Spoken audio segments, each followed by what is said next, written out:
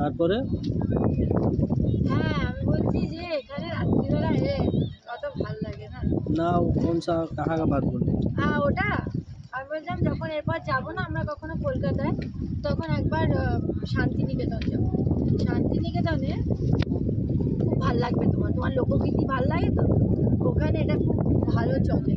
ওখানে ওরকম আদিবাসীদের সেই মাদলের ওপর নাচ হয়, যে মাদলটা বাজছে না, দেখে বিটটা যেটা বাজছে নর্মাল মিউজিক নয়, ওইখানে সে আদিবাসী মহিলারা সব একসাথে এরকম করে নাচে, ওই রকম মাদলের ওপর গান হয়।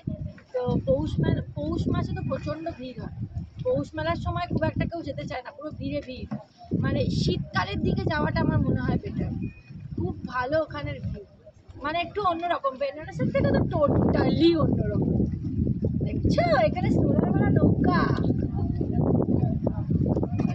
এখানের থেকে তো একদম টোটালি অন্য পরিবেশ। এখানে তো ভাই সুবাহ শুরু হতে রাত কি